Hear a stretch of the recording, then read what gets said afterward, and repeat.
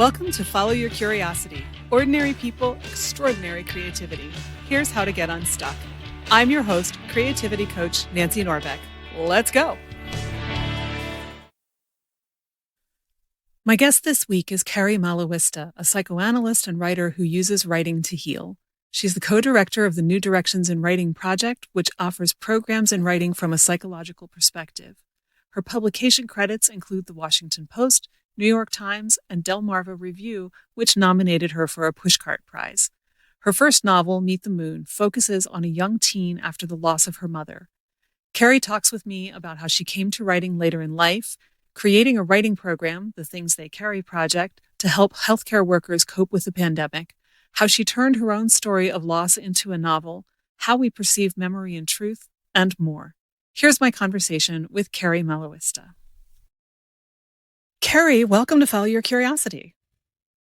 Thank you for having me. So I start everybody off with the same question. Were you a creative kid, or did you discover your creative side later on? Well, that's an interesting question because as a kid, I would have never called it creativity. My parents, I come from a blue collar background. And so we weren't exposed to the arts or music in those ways. So no one would have ever used the word. So I think I was someone who always, though, had projects and was working on things.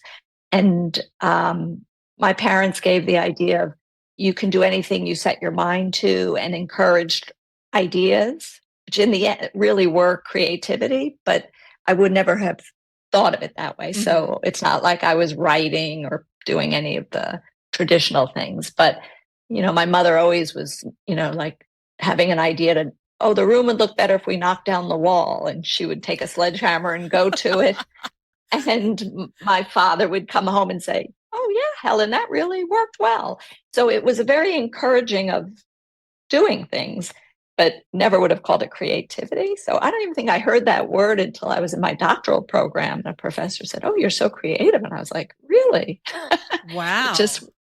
It's interesting. But yeah, I think in terms of openness to ideas and trying things was probably creative, but a little different. Sure. So did you go into psychology before you started writing, or did you play with writing first, or was it kind of a simultaneous thing?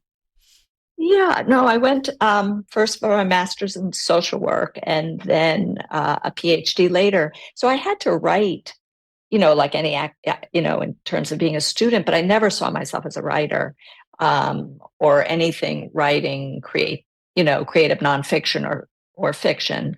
And it wasn't until there was a program called New Directions in Writing that were set up for therapists, but I thought they had the most interesting topics. I was always a big reader and loved novels and writing that way. So I went to the program thinking, well, it interests me, but I don't have to write. I'll never write. So I came at it very late. I probably started writing in 2012, 2013. So I was a late comer, but fell in love with it once I started. So you were sure you weren't going to have to write, and then you started and said, "Oh, hey." Yeah, that's what it was. And I was a verbal storyteller. I love to tell stories, and people would say, "Oh, you should write those down." And I said, "Well, I'm not a writer. And I think I'm not a traditional writer. I don't think it came naturally. Some people love prose and write beautiful sentences. I think I came at it from having strong feelings about an experience and then wanting to try to write it down. And then the work came in teaching myself and learning from others how to make it into something beautifully written. But it came, I think, from the opposite direction than most writers. So what did that look like as you were learning how to actually turn it into something that, was beautiful, as you said? Well, the first piece I ever wrote and actually did get published was I came back from a trip to Costa Rica with my daughter and about finding an old school there and the art there. And it was just such a moving experience that I thought, could I try to write this down? It was right after I had finished New Direction. And so I've been around people who were writers. And so I started writing it down and turned to some friends and said, what do you think? And they liked it. And so it was just work and rework and revision. And I sent it to the Washington Post and it was accepted. Wow. So I think if I didn't get that kind of quick response, because I didn't see myself as a writer, I probably would have given up too early, which I always tell people when they tell me they can't write, not to believe that. And so from there, I thought, oh, maybe I can do, and so I kept working at it. So it was, again, a lot of perspiration, first inspiration, and then a lot of perspiration. So yeah, that tends to be how it goes, which I think, right, as you say, a lot of people don't get that part and think that if it's not perfect on the first go, then, oh, I'm not meant to do this and I'm not really a writer and I should go, play with sticks or something, instead. It's a shame because people really, if you understand that it's a process and it's going to take a little time and your first effort is not going to be perfect, your odds of sticking with it and coming up with something that you really like are so much better. Yeah. And, when now I'm co-chair of New Directions and, we get a lot of students, they say, well, I sent it in for publication. It wasn't accepted. And I'm like, well, keep sending, keep trying, don't stop, because that tells you nothing. I don't believe how good it is or not. So. Yeah. Well, and, it's interesting when you put it that way, like it not only doesn't tell you anything about that piece of writing, it doesn't tell you anything about whether or not you should be writing, because you don't know why that piece was rejected. It may not have fit what they needed. It may be that they have got, 100 submissions that are all about the same thing and they just happened to pick somebody else's, even though they liked yours. They just liked this other person's more. It doesn't necessarily have anything to do with you or what you wrote. There's all sorts of factors that could go into that rejection. Right. And who's the reader? Who's the person who got it? Right. My first piece to the Post must have had something that sparked that individual. It could have gone to 5 others there who would have said no, so there's a lot of luck to it also. Yeah, for sure. For sure. So now you co-direct this program. And I know you do a lot with writing and healing, which really fascinates me because I know I've done a lot of journaling just on my own without necessarily, using anybody's particular program or protocol, and have found it really fascinating. And I'm very curious how they come together in your world. Yeah. Well, they come together in the first piece I wrote. I lost a child, and that again was motivate. That probably started me writing, and that was the Washington Post piece. So I knew for myself what writing did in terms of healing. And then when the pandemic started and I was seeing all my patients online and I was hearing the stories I had 2 patients, one a nurse practitioner, one a doctor in a hospital, and hearing the stories, I'm so sorry, of what they've been through. When the vaccine was just coming out, I was so struck that's when they both sort of felt a collapse, like depression, hopelessness. It was like they had kept running. And it was like when hope was there, it hit them how despondent they were. And it's not like, I'm not a therapist to usually give advice in those ways, but on impulse, I said to the same day, well, have you tried maybe just trying to write the experience? Because they said they had no words for what they felt. And they both said to me, oh, I'm not a writer, I don't write. And I said, it's not for anybody else. Just try to use your senses and put it into words. And, I thought, well, I'll say it, I'll never hear anything about it. And the next week, both came back and said, that was so helpful. And I was really, confirmed what I thought. And so it was sort of an impulse. I went into my husband who was working in the office. We were all locked at home. And I told him it. And I said, wouldn't it be great to have this for all these frontline workers? And he's sort of like, my father was as a kid, like, sure, you should do that. So I sent it out to all of my New Directions people, the idea and saying, would anyone volunteer? And I heard from like 100-something people immediately. Wow. And then I was like, uh-oh, now I have to figure out how to do this. And, it was just remarkable, the gift it was back, because those first couple of weeks I just worked, which is my skill. I'm a tenacious worker, around the clock, putting out a press release, putting a website together. And then, even the website developer told me later, I thought you were crazy. People start these things and no one comes. But somehow people were signing up one after the other. And it was just so powerful from both the leaders and the people joining. I mean, even experiences like I was one woman, Alyssa Eli, who's a wonderful psychiatrist and leader of groups in Boston, who I met through the project. And she put in a group for 7 p.m. at night. And somehow it got listed as 7 a.m. And no one had a group at 7 a.m. And she called me and said, I'm not a morning person. And I looked, and there were 2 doctors from Africa. And I thought, wow, how did they hear? Oh, and another group was from the Sudan. So I was like, so I volunteered to do the group. I'm a morning person. And we have continued now for 2 years with these same Wow. 6 individuals. And it's been, again, for me, a gift, as they all say. So anyway, it just expanded and expanded. And I guess I think of everything like that, like starting to write. You have to be able to just jump in and not know where it's going to go, and just be open to possibility. And that's sort of, I guess, back to that idea of creativity. You just have to be open to what might come. And that's what happened with the project. And so it actually has moved on now. A group of women from Boston, started by Anne Hallward, got in touch with the Ahmed Kamal from the Asian University for Women, needed groups for all these refugee women who they'd lost their home and trauma.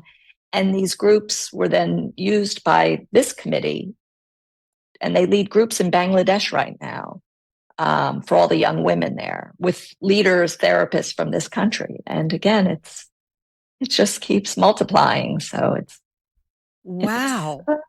Yeah, it's great. From one random question that you threw out during a lockdown. Yes. All right. That's fantastic. What kind of feedback do you get? I get emails from people, saying, they started as groups, 3 meetings, because we didn't want to overload these frontline workers. And I would get emails saying, this has changed my life. And I'd be like, really? But it really did. And I heard from one woman, I wish I could remember her name because we're still in dialogue, but she was an ER doctor out in California who was in the group. And she wrote me saying it changed her life. And she actually left emergency medicine and was going to write, which I was both going, I hope that was a good choice, but it clearly has been for her.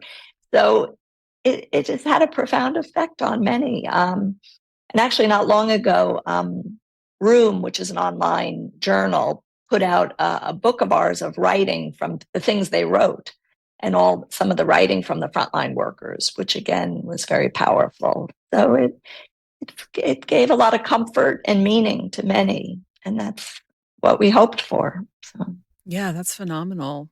Do you give them any kind of direction as to what to write, or, like try writing a poem or just write an essay, or is it really free form? Free form. The groups are set up. We give ideas for prompts, and then from there, I always encourage the leaders to lead them in whatever suits them. So some are poets and might use poetry as a prompt. Some have used drawings and painting, whatever you think. But there are prompts about, the first one is usually around, where do you find your comfort? Because we didn't want to jump in first with a traumatic kind of tell us your worst experience. And those ideas came from our initial trainer, Sarah Tabor, who led the training at first, and had wonderful ideas and prompts. And then the second meeting might be more about, tell us about a tough experience. And we ask them to shut off their Zoom for 10 minutes, write, and then they come back and talk about it. And a big part of the group is not just the writing, but the sharing with others. And what was so meaningful is these groups, you would have doctors, aides, rabbis, chaplains, technicians, all in the same group of every race, age. And it didn't matter. They came together so beautifully, like the group I lead now with Ann Adelman. We have 2 doctors from Africa. We have a hospice worker. We have a pharmacist, all over the country, meeting. And it's just beautiful to see people sharing their stories and really making meaning and friendships out of these groups. It sounds to me like potentially these groups are a place where you mentioned doctors and aides and nurses and rabbis and whatever, where there's a level of appreciation and respect for what they each do that they might not have had without a setting like this. Is that guess correct? Absolutely. I mean, it's hard to describe watching the interaction between people of such different cultures and experience and education, and completely respectful and learning from the other. So it's the effects have multiplied in terms of what we didn't even expect. So it's a great, and it's being carried on. As I said, at the Asian University, there's such use for writing as a way for healing in so many different settings. Yeah. Have you thought about going beyond the medical profession with it? We did some for teachers after the pandemic. I don't know if they were they didn't catch on the way, we led a lot of groups. There's also a project in Northern Virginia called The Dreamers, which is for young immigrants who aren't citizens yet, who are going off to college, and did start some group there for these young people on how to make connections. So I think it can be used in lots of settings. And I've been asked when the war started in the Ukraine, I got contact from some of the State Department, could I do these groups for Ukraine? I mean, I was like, I'm one person, Ukraine, so I kind of laughed, like, I don't know how to do that. So, I think I've probably reached my max on how far, but I think others are carrying it on in different ways. And I would encourage others to use it as a model. That's fantastic. I mean, you hear stories about, someone who just had one random thought that turned into something, but you don't often get to hear the behind the scenes story. So it must kind of blow your mind when you stop and think about it. Yeah, it has. And again, I feel I've been given as much as I gave in starting it. And that's always, I'm profoundly moved by the stories I hear. And yeah. Sure. So do you participate in the group as well as leading it? Do you do your own writing with the group? Some of our leaders do. A few times I have, but often when I shut it off, I'm often talking to my co-leader about what else we're doing next and things like that. But I've heard certainly a lot of our leaders do the writing with not students, the frontline workers. Because I was wondering if it's changed how you approach your writing. I think because I came to writing so late, I was never a natural writer. So all these people who keep journals and things like that, I never did, because I never craved writing that way. So I come from writing, I have to start with something either I've experienced or felt, and the feeling stays with me a long time, where I then decide that must have something powerful to it. And then I go to write it. So, but I don't just write every day for the need to journal. Mm-hmm. Yeah.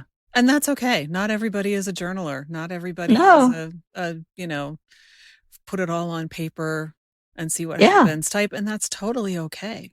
I mean, I kind of go hot and cold on it myself. So, it's what works. And I always think I come more at writing like a detective. Like I get the idea and then I'm looking, it's like I find words out in the world and then pull them in versus them generating from just language. That's such an interesting image. Finding words and pulling them in. Yeah. Yeah. Words from random things. I'll be listening to the radio and I hear a word. I'm like, that's the word I needed. When I go back but it's more I feel like I find them than it, so, but I think maybe as a therapist too, it comes from stories and things that have a lot of emotion. Yeah. I mean, you must see a lot in terms of the power in story in general, whether it's written down or not. Yeah. I mean, I've come to see therapy a lot as changing people's narrative, that people get very locked into a narrative of who they are and why they are that way. And it doesn't mean you could just tell someone, oh, change the story, but through therapy and exploring what is the meaning of the story, the unconscious motivation for it, then people suddenly can see something in a brand new way, and it really changes. It takes time, but I think, and the story can change, which is fascinating. We think memory is so accurate, but memories change. After therapy, you hear people say, gosh, I remembered it this way. Now I know it's clearly, it happened this way. Or that's why siblings have a different memory of the same event. So I think therapy is a lot about narrative and narrative change. Yeah. And it's interesting too. I mean, as you're talking, I'm thinking there are so many things that I've read, that someone else has written down, and just in reading their perspective, it's changed mine on something. So, Right. it's fascinating to me how all of that goes together, the memory and the language and the experience and what's really true. I mean, you hear about Right. studies of eyewitnesses who don't get details correct, even though we've all been told that eyewitness testimony is like the best thing ever. Kind of makes you wonder what's really true. What do you remember that actually is the truth, and how much of it is just your perception, the way it felt at the time, as opposed to the reality of it. Right.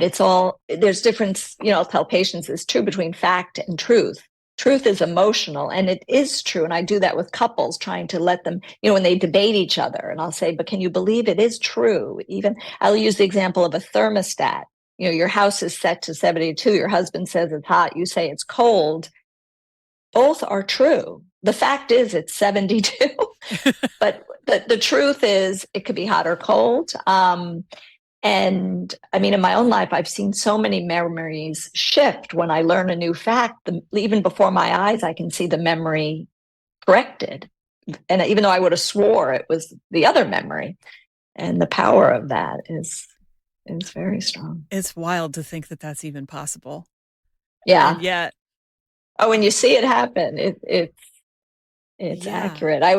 When I teach, I'll use the example of my daughter when I always had the memory of her dancing at a wedding when she was little. And I pictured her as clear as day. And I would have swore everything that she was dancing around the floor. And then I ran into my cousin, and she told me the date of the wedding. And I saw my daughter was 11 months old. I knew she didn't walk till 13. And suddenly the memory was just as clear as day. She was sitting on the floor and dancing. Oh, wow. But your memory updates to things you know of the person later. So, of course, her as a walking child, but both memories were just as visually clear to me. And it was powerful. I had proof in that case to see my memory had been changed. So. Yeah. This is reminding me that not too long ago, I had an experience that was kind of similar, where I realized that something couldn't possibly have happened, I think, when it did. It was date related. I can't remember now exactly what it was, but I just kind of stood there, and in my case, I kept thinking, but that can't be right. And yet I'm looking at the date and I'm going, but that can't be right. How did I get this so wrong? And that it did not self-correct in my head. Would have been easier if it had. I was really left going, I'm so confused now, because this is clearly correct over here, and yet that can't be right. Right. Yeah. And when you see it, it's disturbing sometimes to your mind to go, wait a minute, that doesn't fit. And so I think, people who rely on memory as fact, it's problematic. Because our memories are always updated by who we are in the present, remembering. So in many ways, memory is really about the present than the past. So who we are emotionally affects what we remember. So do you use writing in association with memory in that way? Is it a useful tool to help people sort out what was true, or even to get away from the idea of this is true, and more into something beneficial rather than being stuck in that idea? Well, yeah, I mean, that's one of the things I use when I see something happen in my own life that relates to memory or something powerful. And I then use writing as a way to process it. I had a really interesting experience of that. I had gone to see a movie with my husband and friends called When the Garden Was Eden, which I actually wrote about this in an essay in a book, but it was when the Knicks won the series back, I didn't know when, but when Ben Bradley played. And the movie was wonderful. It was a documentary because it was the first time black and white players came together and really joined. And we're watching this movie, and just at the penultimate moment when the Knicks win, the audience cheered. It was so moving. I never watched basketball, but I was moved. But suddenly I felt a punch in my gut of grief, and I could not figure out this was a happy moment, and it made no sense to me. And when we left the restaurant, I said to my husband and friends, "What year was that? Does anyone know when that happened?" And everyone's guessing 1969, 1970, 1971. And I Googled Knicks win, the tournament, whatever they called it. Again, I don't know basketball. And it was May 5th, 1970. Well, that was the night before my mother died in a car accident. And it must have been my mother's accident was at the bottom of the fold, the picture of the crash, and the top must have been Knicks win.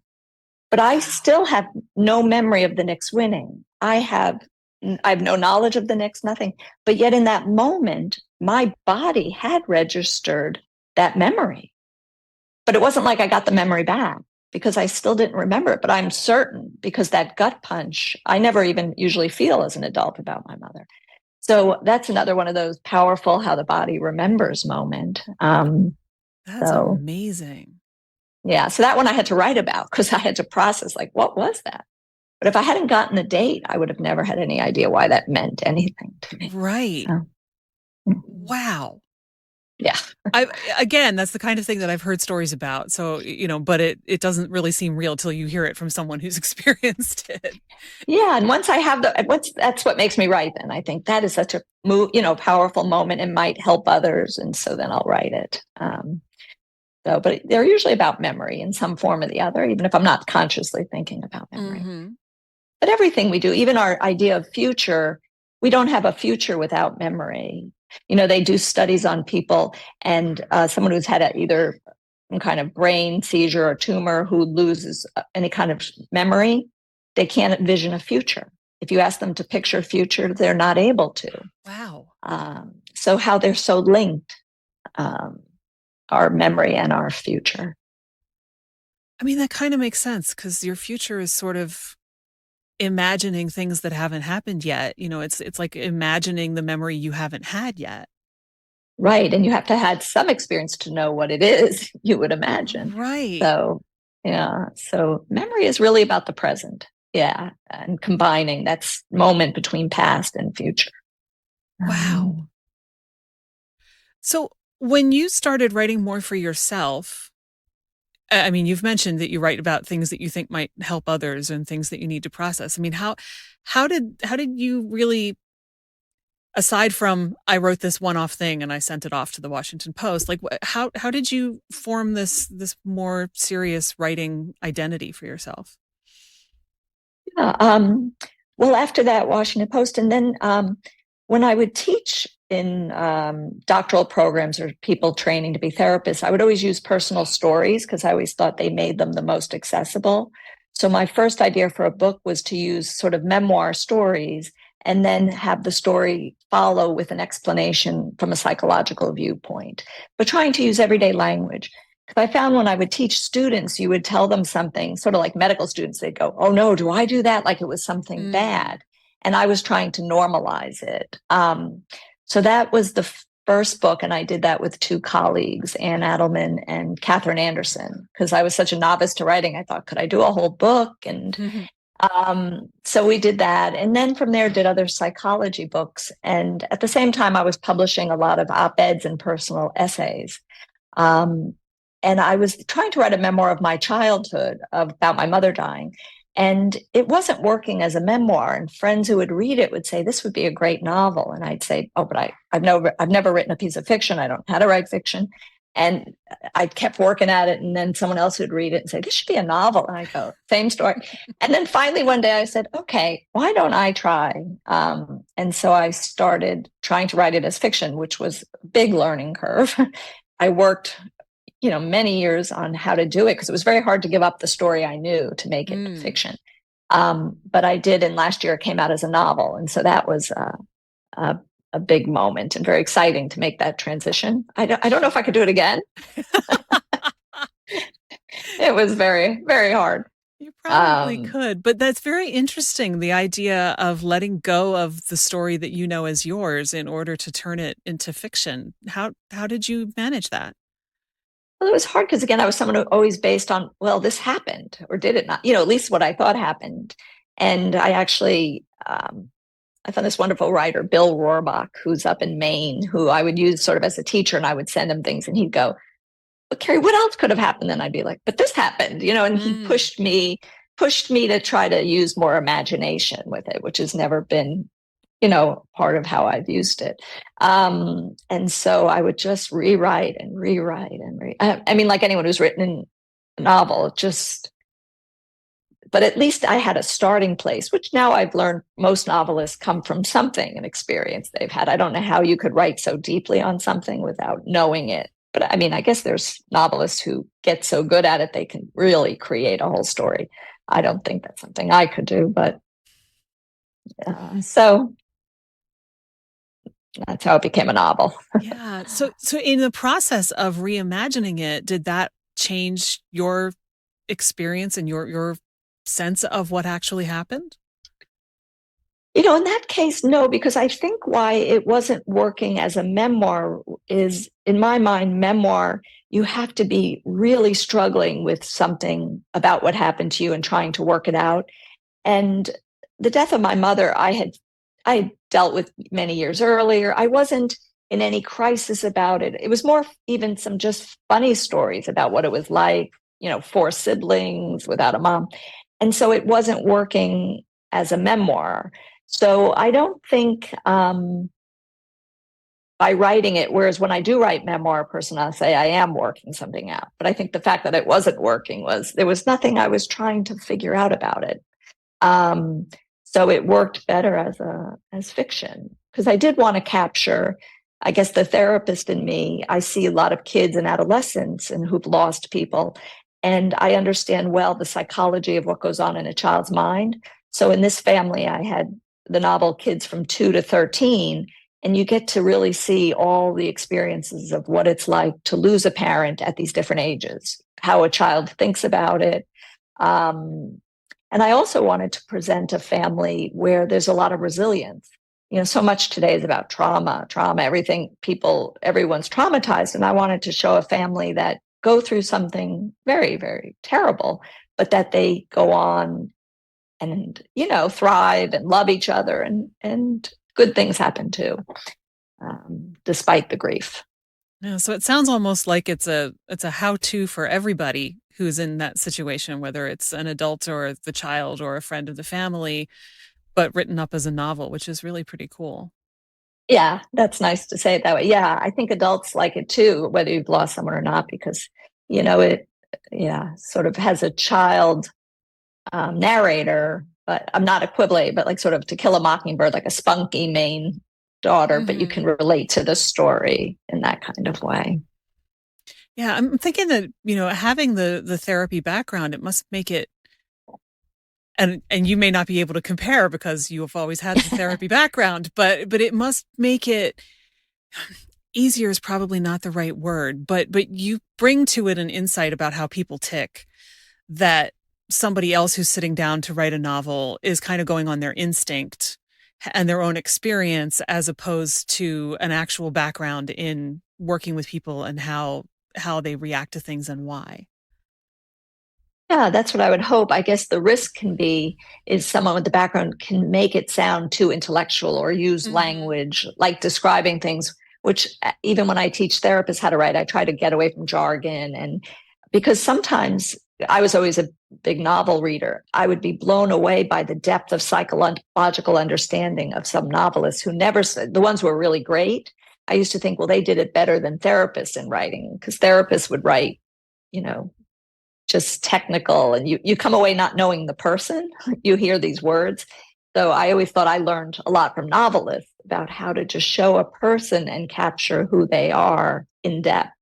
And the great writers do that beautifully too. So yeah, that's a really good point, because I think when you're trying to convey something in a novel, you do run that risk of almost trying too hard, however that comes out for you, whether it's being too technical or, really hammering the point when you don't need to, that kind of thing. And that's kind of the danger for anyone, I think. I don't think that you can really sit down and say, like, I'm thinking back to all of those high school classes about, like, what's the setting and what's the plot and what's the theme, and then a lot of kids are, after they go through all of these pieces of how a story works, are told, okay, now it's your turn to write a story. And it can be so easy to be like, what's my theme? What am I doing? And I think a lot of the time, unless you, like in your case, this doesn't really apply so much, but if you really sit down and try to say, I am writing about this is my theme, and I want to make sure that my theme comes through, in my experience, your theme is going to come through whether you even know what it is or not. That's right. And I love that when that happens. I mean, that's when I find that when I write something, it's so amazing when I have no idea that I'm trying to say that. And then I look and go, oh, wow, it's right there. But it just came through. And that's always when it's better, when you didn't even, see it coming and you're surprised. If you're surprised, that's a good sign the writing is good. And I actually think the same in therapy. I love when I'm as surprised as my patient when we come up onto something new. And I always think a good session is when the patient or I, neither of us know who thought of the idea, that it just was co-created. It was just there, and I think that's how the writing should feel. It just sort of happens. And that did happen in the novel a lot, just the writing. All of a sudden I'd be surprised at what I came up with and how it fit with something else. And so I always think of surprise as such an important aspect of everything we do, and have to be open to surprise, to novelty, to something new. And I think therapists and maybe writers who get blocked, I think therapists who they feel sure they know what's coming are not doing good work. They're not really just letting it happen. They have a theory and they put the theory on it. And maybe writers too, if they're certain they know where it's going, are blocked then because they can't let the character or the patient find something new. Yeah. That's such an interesting way to look at it. And I think that's right. You get too caught up in your own idea of it. And I think a writing project is a lot like a kid. You think you know what it is. Right. But you really don't. The people who set out to make sure that their kid is a doctor or a lawyer or gets into this school or whatever, I don't think they're letting the kid figure out who they are. They're not letting the kid be the kid. And I think a piece of writing is often the same way. You think you know what it is or what it's going to be when you start, but a lot of the time you find out you're wrong, that it turns out it wants to be this other thing that if you tried to force it to be the first thing, it really wouldn't be any good. It's way better being the thing it wants to be. Right. It's the same as I said with my novel, Meet the Moon, whereas I was trying to write it as a memoir. I was trying and it wasn't working. And people kept saying, I think it's fiction. Finally, when I let it go to fiction, it did work. But I was resistant, Yeah. Yeah, we get caught up in that kind of stuff. And that's also the idea of memoir versus novel is the interesting idea that comes up a lot in a piece of writing where whatever it is you think you're trying to do, it's not working. And then you suddenly figure out, oh, I've structured this all wrong. This part needs to go up at the beginning and this part needs to go down here. And it's not actually an essay. It's more like a dialogue. And it's, whatever it is that you finally realize it wants to be. And as soon as you change it, it's like the gates open and the choir sings and, it suddenly works. But as a novice, that was first so hard for me to do because it took so much work to put that little bit of writing together. When someone would say, well, throw it away, I'd be like, throw it away. I mean, I couldn't bear it. And now I'm looser about it. I can say, okay, that's not working. In the beginning, it was, very hard to do. That's interesting because I wouldn't tell people to throw it away. I'd be like, put this version aside. You can always come back to it. Well, I always save it. Yes. Throw it away. I mean, put it, I save everything. I label it. And because sometimes you go back and you find something, right. oh yeah, that was really good there, but you have to just let it go for a while. Yeah. Yeah. Sometimes you have to let it go completely for a while and come back to it later. It's like, I remember the first time I tried to read All Creatures Great and Small when I was in ninth grade in high school, and I just could not do it. And then I picked it up again 3 years later and I raced through it like it was the greatest thing ever because it just wasn't the right time. And I think writing is the same way. You want to write this, but it's not the right time to write it yet. So don't give it up. Just set it aside. And when it starts to call to you again, go see what happens. And maybe it'll be the right time. Maybe it won't quite, but you'll find something new. You never know. Exactly. Yeah. Yeah. So you had mentioned that you were playing with a psychological thriller, and I'm curious to hear about that. If you're still that's one of those I have put aside, and I was struggling with it. Just wasn't coming together. And what I'm working on now, which again I'm not sure will work, is I love humor in writing, and I love David Sedaris, a personal essay that has humor. And I have lots of stories. My family and I use humor as our way that we see everything in the world. And we have a lot of funny stories. And I'm trying to write those as personal essays. But again, the struggle comes in. It's like some of them feel like you take an anecdote, and can you make it into a anecdote? Yeah. Make it into a story or not, So that's what I'm working on now, family stories and humor and, emotional meaning and makeup essays. So we'll see how that goes, but that's what I'm working on now. How's it been going so far? Well, I sent the first one out and I haven't heard, and I'm probably too quick to judge, like, oh, if they like it, it's good, it's not. So I don't know. Some I feel, it's once you're so immersed in it, it's very hard to judge if they're working. And I'm even trying to think of, things that, how to make what pulls them to the bigger story. What is the storyline beyond the funny moment? And that's really challenging, how to do that. So a few of them I think are working, but we'll see. So you mentioned sending one out. Because it sounded like you were thinking about this as a collection. Is it something that you're going to send out as individual pieces and then put together as a collection, or did I completely misunderstand? Yeah, that's what I would think. Because I have an agent, and I'm just fortunate to know that to sell a group of essays as a book is just very challenging. So I think first, and plus I want to see if they work well. So I think by sending some out, you get some feedback. And then I imagine if you get enough out in the world, even 4 or 5 of them that say, oh, these are coming together as a story, that then it could maybe work as a book. But these are all long-term challenges, but I pictured it, sort of that's life, just love, loss, and laughter, all just experiences of life. But even the stories of loss and grief in our family have a lot of humor to them. We find humor in moments. One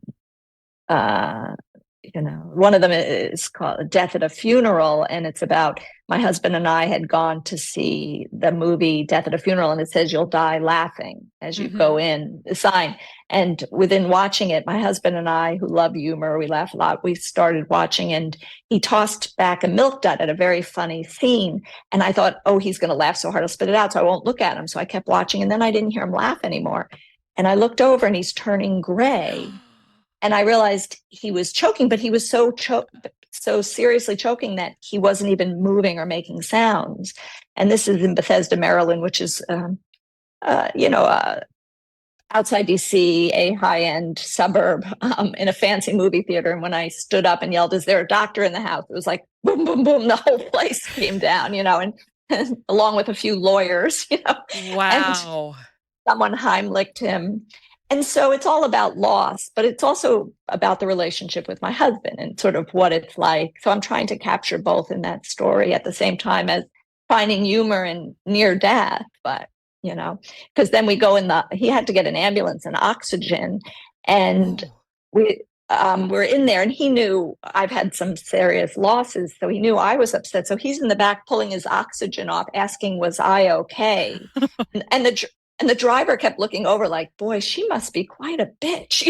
He's worried about her, and it was just, and he and I start laughing because we both knew what was going on in the scene, because it looked like, because I kept going, I can't take this anymore. I can't take this, so it was both very funny and, this also moving, tragic to what it connected to. So those are the kind of things, I don't know if that explains it, I'm trying to weave.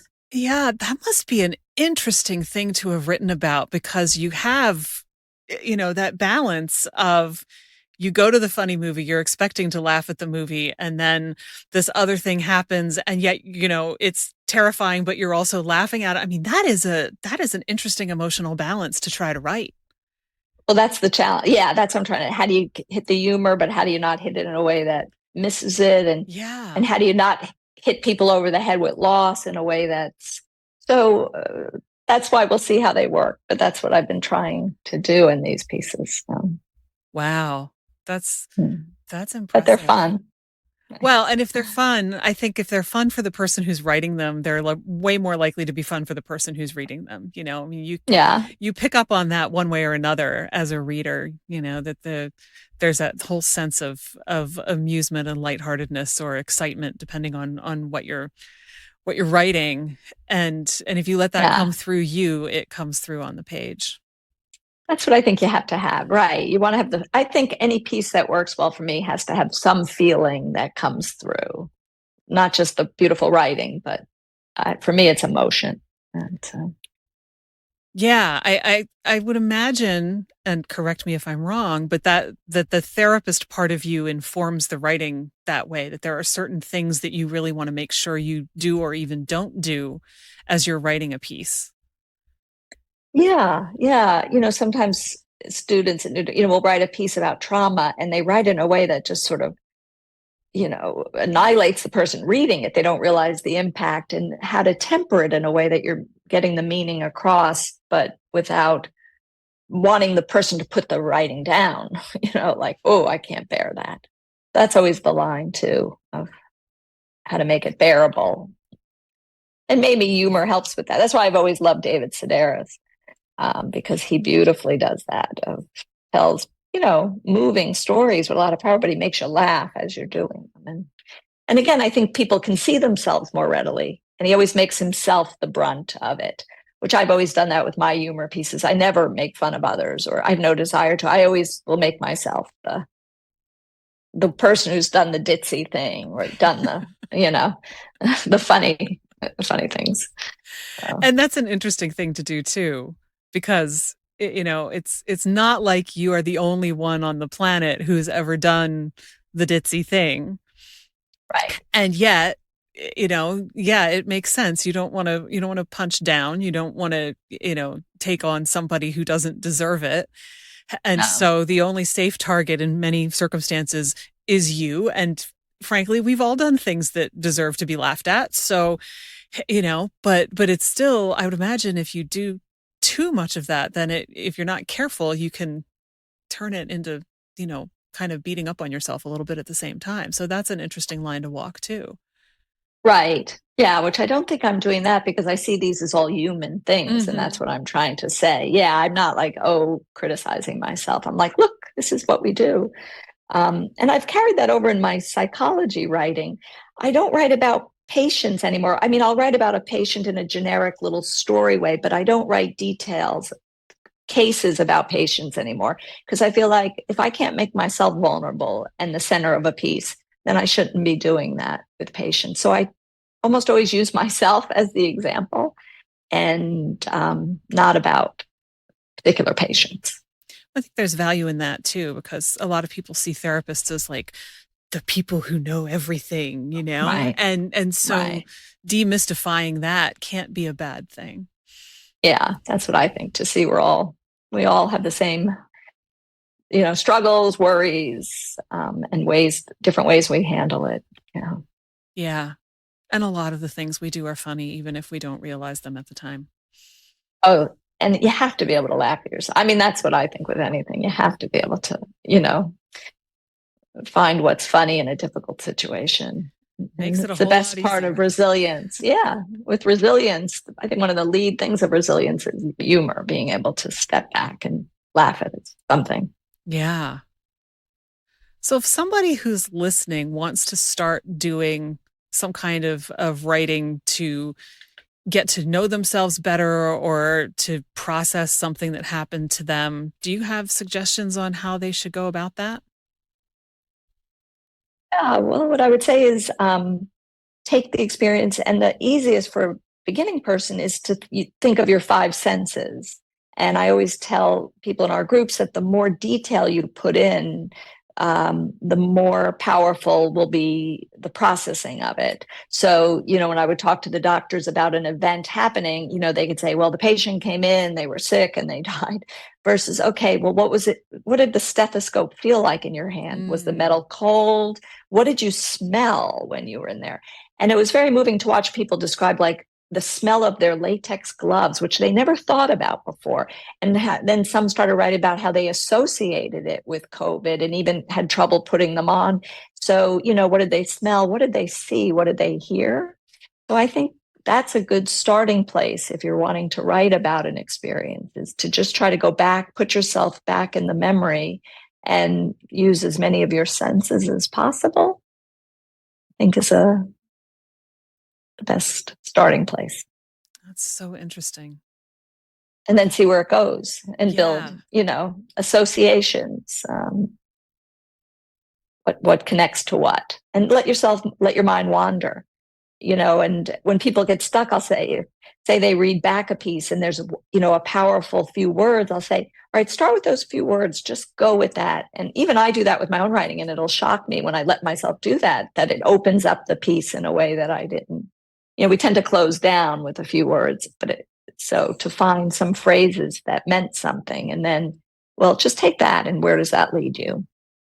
Yeah, I think there are clues in the writing itself if you pay attention when you read through it again. Yes. Yeah.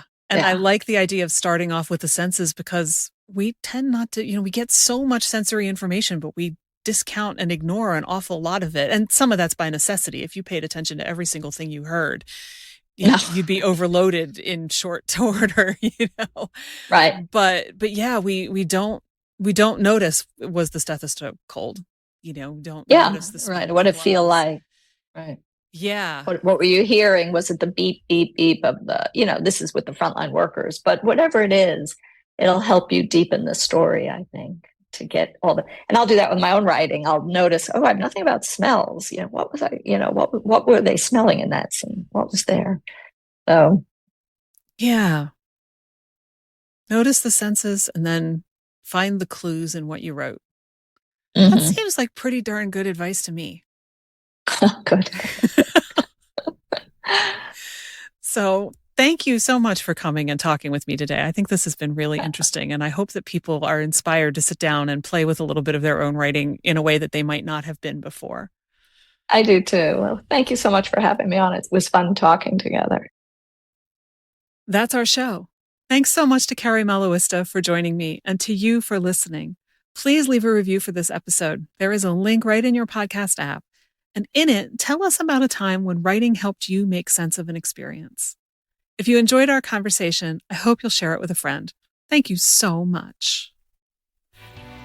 If this episode resonated with you, or if you're feeling a little bit less than confident in your creative process right now, join me at The Spark on Substack as we form a community that supports and celebrates each other's creative courage.